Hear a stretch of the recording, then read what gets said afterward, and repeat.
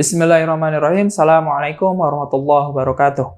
Innal hamdalillah nahmaduhu wa nasta'inuhu wa nastaghfiruh wa na'udzu billahi min shururi anfusina wa min sayyiati a'malina may yahdihillahu fala mudhillalah wa may yudhlil fala hadiyalah. Asyhadu an la ilaha illallah wa asyhadu anna Muhammadan abduhu wa rasuluh. Allahumma shalli ala Muhammad wa ala ali Muhammad kama shallaita ala Ibrahim wa ala ali Ibrahim innaka Hamidum Majid. Rabbi shrah li sadri wa yassir li amri wahlul min lisani yafqahu qawli. Bulan Ramadan merupakan bulan turunnya Al-Quran. Jadi di Ramadan ini sepatutnya kita mencoba memberikan waktu lebih kepada Al-Quran dengan membacanya, dengan menghafalkannya.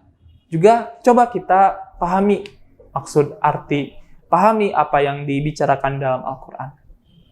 Di sini saya ingin mencoba berbagi terkait, semoga ini bisa menjadi satu titik tambahan untuk pemahaman kita terhadap satu ayat dalam Al-Quran ya.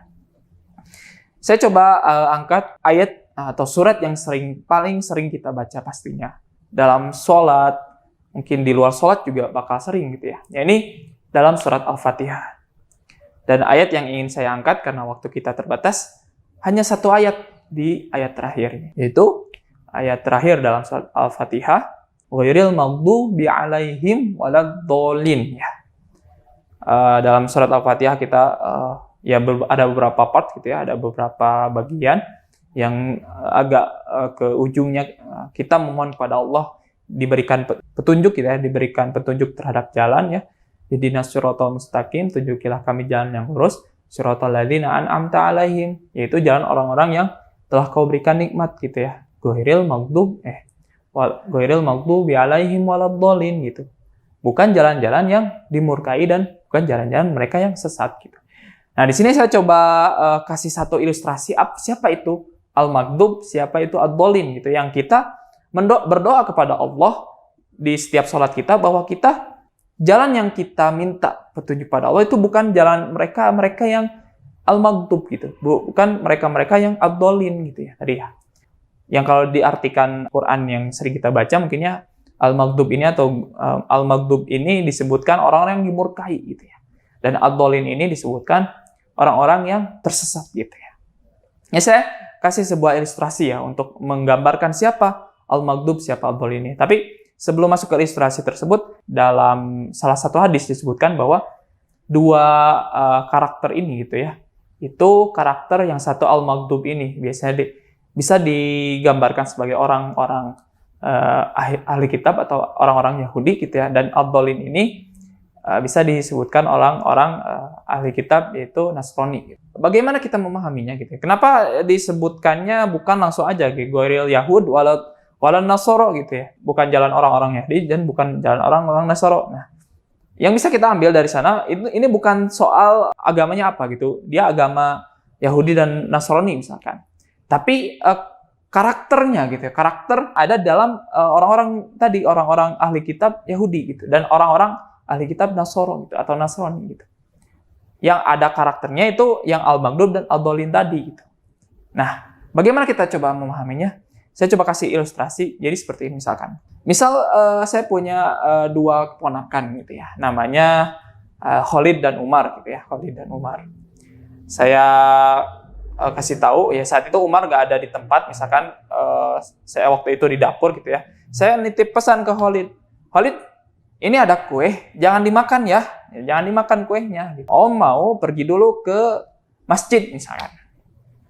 Nah, saya pergi ke masjid, setelah pulang dari masjid saya sampai ke dapur, ternyata Khalid dan Umar sedang makan kue yang tadi saya bilang jangan dimakan kuenya gitu.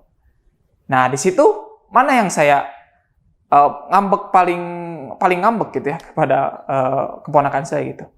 Otomatis kepada Khalid gitu ya, yang dia udah dikasih tahu tapi masih tetap ngelakuin gitu. Tapi Umar tadi juga yang makan, yang dia tidak dikasih tahu juga salah gitu.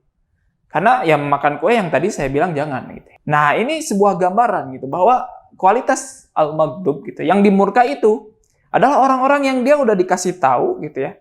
Orang-orang yang dia udah tahu ilmunya, jangan dilakukan tapi tetap melakukan gitu. Seperti kualitas orang-orang ahli kitab Yahudi gitu ya. Orang-orang Yahudi di Al-Quran digambarkan bahwa mereka sudah dikasih petunjuk, mereka sudah dikasih hukum, tapi tetap melakukan kebalikannya, tetap melanggar aturan-aturan Allah gitu. Tapi ada juga orang yang dikasih tahu, gitu, orang yang dia tidak tahu gitu, tapi dia tetap melakukan kesalahan. Nah itu kira-kira boleh atau enggak? Ya nggak boleh gitu. Salahnya adalah dia tidak mencari tahu bahwa yang benar itu seperti apa, yaitu ad-dhalin tadi, yang tersesat gitu. Sama seperti misalkan saya sebagai seorang guru, saya memberitahu pada siswa-siswa saya bahwa besok ada ujian. Misalkan saya kasih tahu ini soalnya seperti ini, kunci jawabannya seperti ini. Saya kasih tahu saat itu juga ya. Akhirnya besok udah pada pulang, terus besok ujian. Nah, tiba-tiba saat ujian semuanya gagal gitu ya. Padahal sudah saya kasih tahu ini soalnya, ini jawabannya gitu. Kira-kira saya bakal marah nggak ke siswa saya? Pasti marah gitu. Tapi ada satu orang yang dia gagal, tesnya gagal gitu. Tapi karena dia kemarin nggak hadir gitu. Nah, tetap nggak dia salah juga ya, tetap salah. Cuman ya dia tidak tahu gitu. Cuman intinya adalah dua sifat ini bisa jadi kita miliki, bahwa saat kita sudah tahu dan kita masih melanggar apa yang diperintahkan oleh Allah, hati-hati, kita bisa termasuk ke al-maghdub gitu, orang-orang yang dimurkai. Dan tapi saat kita tidak tahu dan melakukan kesalahan dan kita tidak mencari tahu yang benar seperti apa, ya hati-hati, kita bisa masuk ke golongan yang ad-dhalin. Semoga pemisalan tersebut bisa bermanfaat di Ramadan ini. Semoga sedikitnya bisa menambah pengetahuan kita, pemahaman kita terkait ayat Al-Quran, ayat Allah Subhanahu Wa Taala. Bila taufiq wal hidayah. Subhanakallahumma bihamdika asyhadu an la ilaha illa anta astaghfiruka wa atubu ilaik. Terima kasih atas perhatiannya. Wassalamualaikum warahmatullahi wabarakatuh.